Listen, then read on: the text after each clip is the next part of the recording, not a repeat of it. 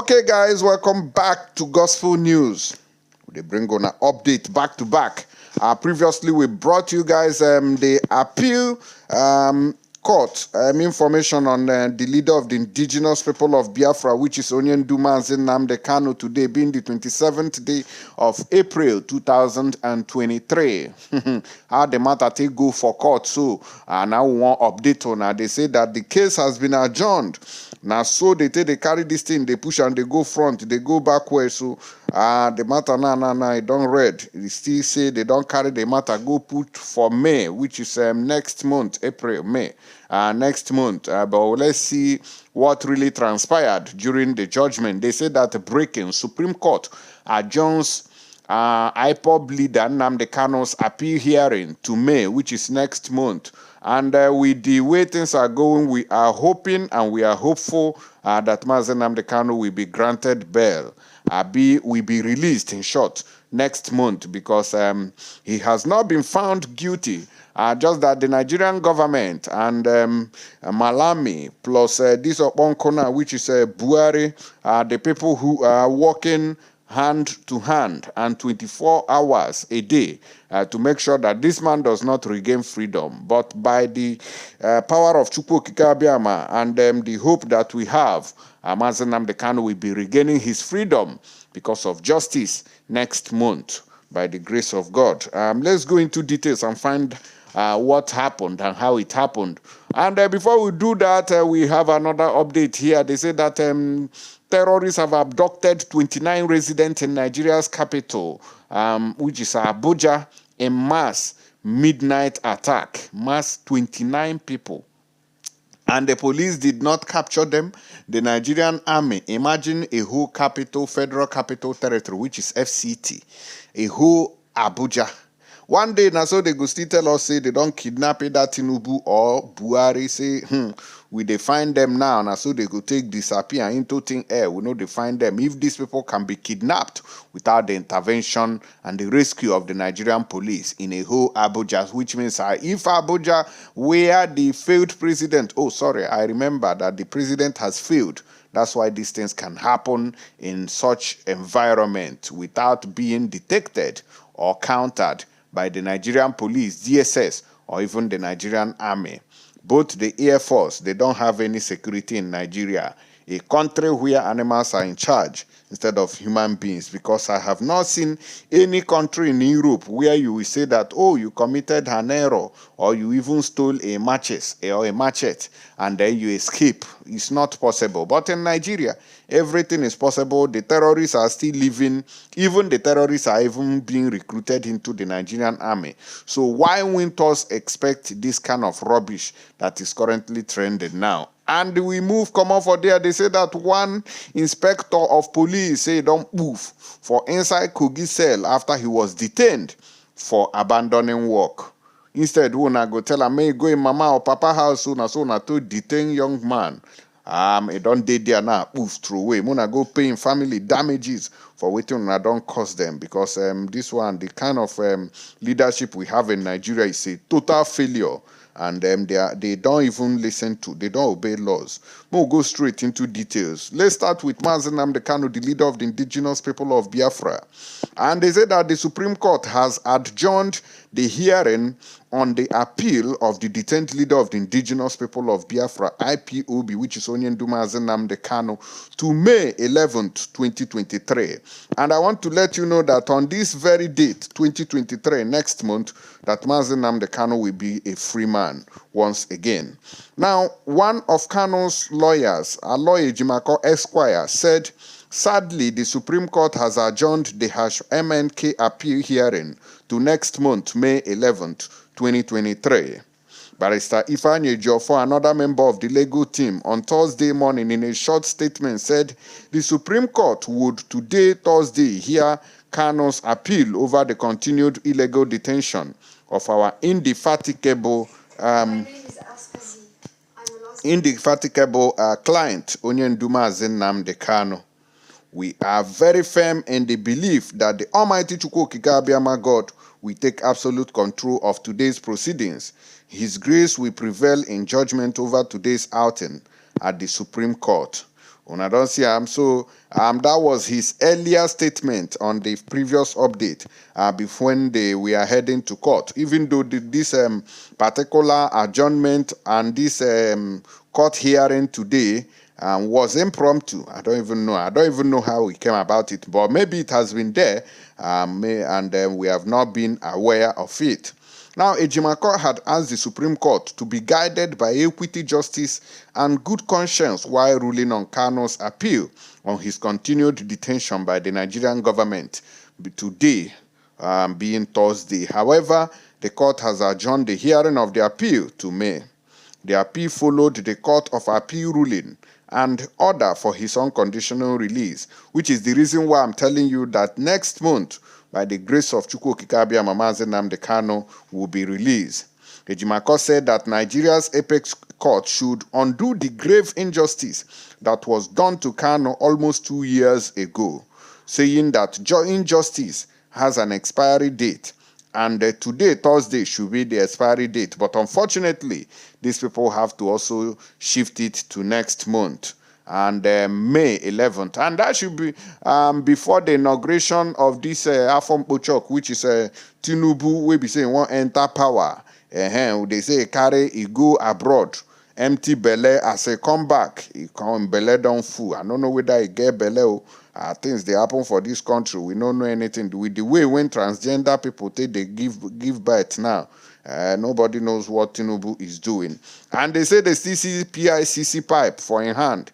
I don't know whether now some people say now oxygen hole be that one. Some people say now pigeon hole. I don't know the kind hole winning carry for hand. We don't want to they detect say Tinubu carry take come back from abroad.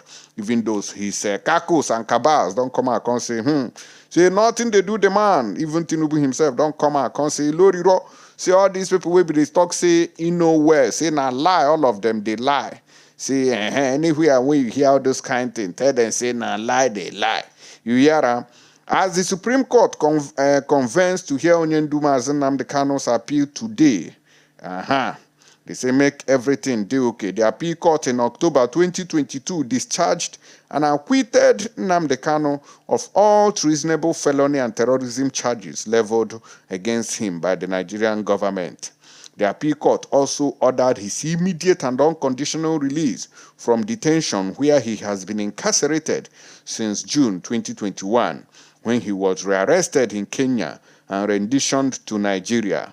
But the Nigerian government has continued to detain the IPOB leader in the custody of the Department of State Services, which is DSS, where they for Abuja, where Obanko Nyanogoro of Asorok, which is Muhammad Mbuari, and Malami of the AGF, Attorney General of the Federation, when they come here, say make he remain, say they no go free him because of say in they ask for freedom for his people. And second one be say him na Igbo man. Now make they just they misbehave based on all these factors. When I don't hear as the matter take happen. Meanwhile, our people will be say they suppose even become the president this season, but Peter Obi was brutally robbed by APC and Tinubu. He was robbed to the core, and matter don't cast. They say the people can't they race for presidency, be Senate president. Now that one even the way when things stay they go self, I'm not even sure say they go give Igbo man the Senate president. Well, we hear this short video before we proceed with the second two updates. Well, we hear this one. And I want to start from the standpoint of the fact that President Umar Yar'Adua was president of this country from Katsina State. After the 6 years tenure of President Goodluck Ebele Jonathan from South, Nigerians were faced with a choice. And the person that took over from Goodluck Ebele Jonathan was not just from the same geopolitical zone with the late president, but from the same state, Katsina State.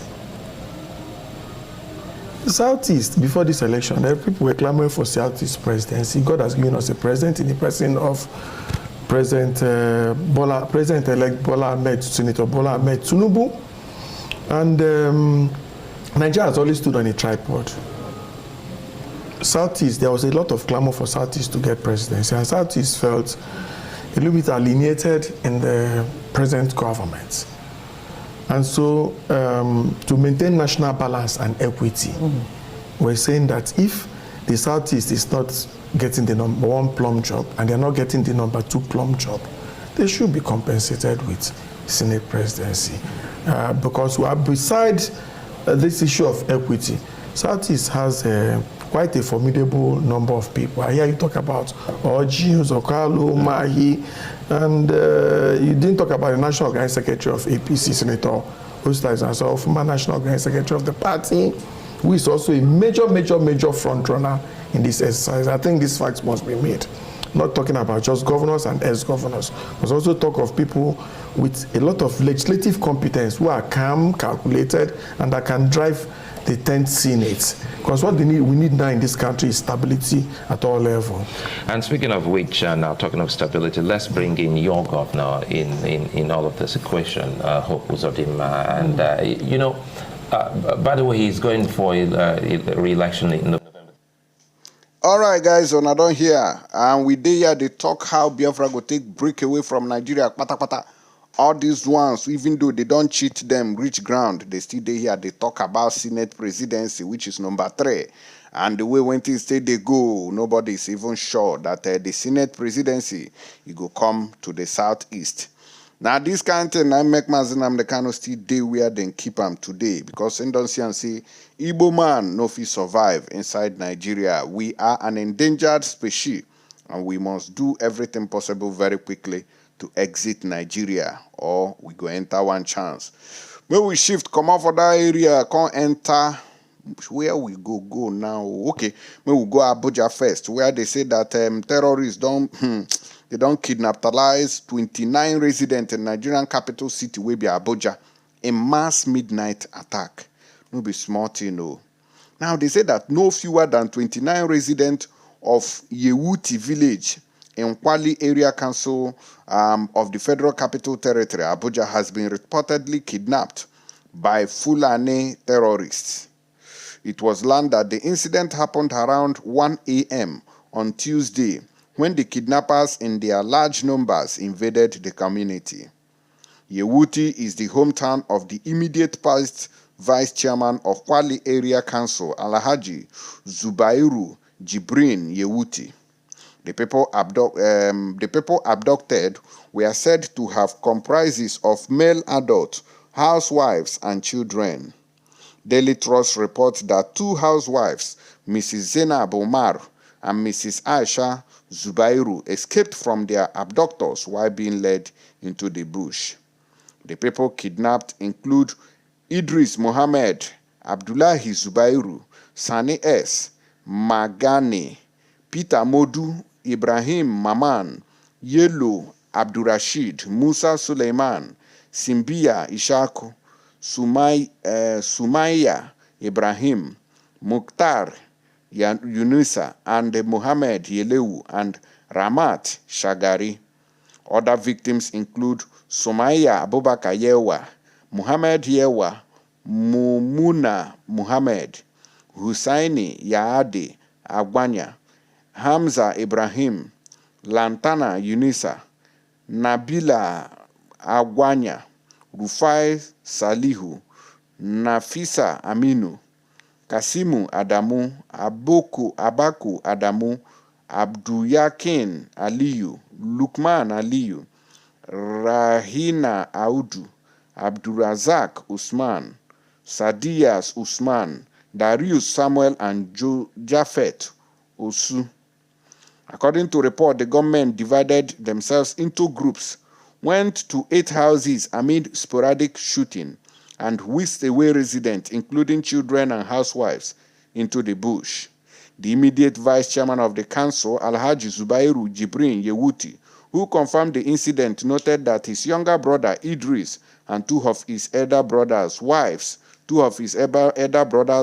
and a child were kidnapped in his family residence. According to him, the kidnappers, who operated from 1 a.m.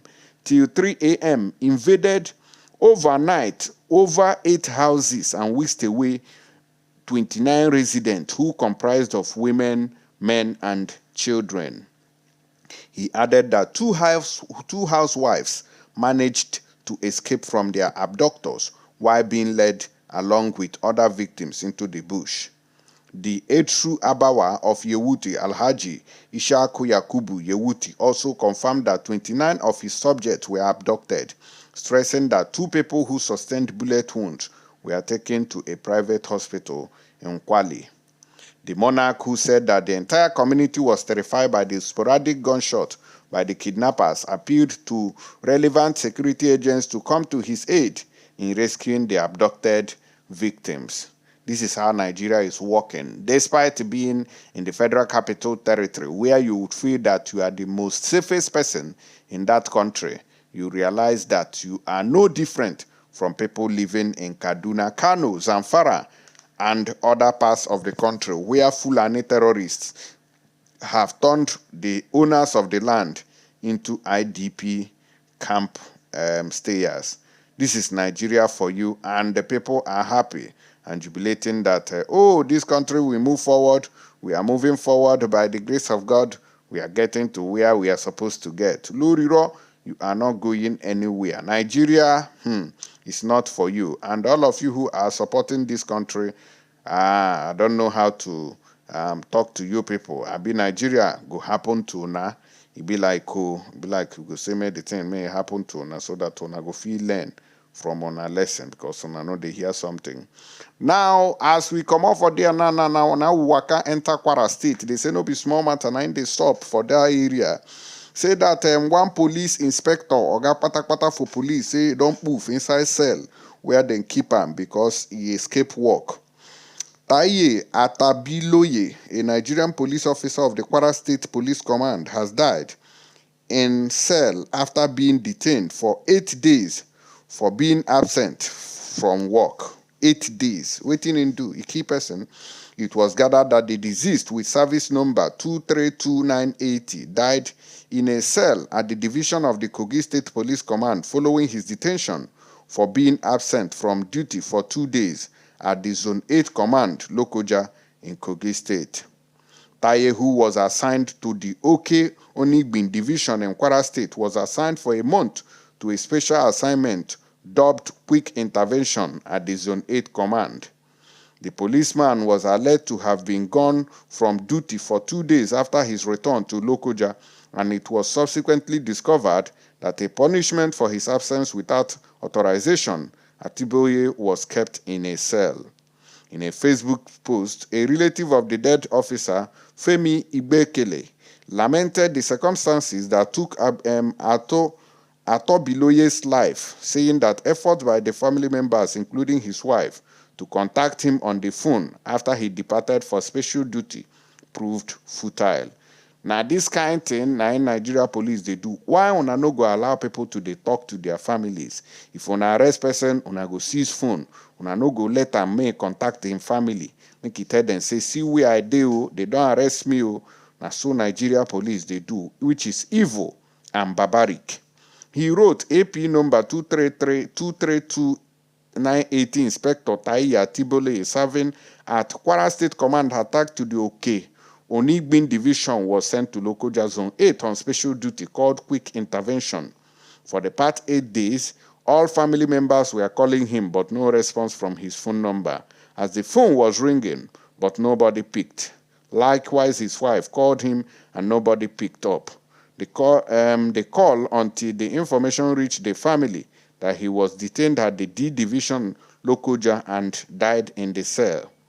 When Punch contacted the Zone 8 Command spokesperson, Ruth Awi, she confirmed the incident. She said Atibole absconded from duty after reporting for a special duty at the command and was unable to be located for 2 days until cops discovered his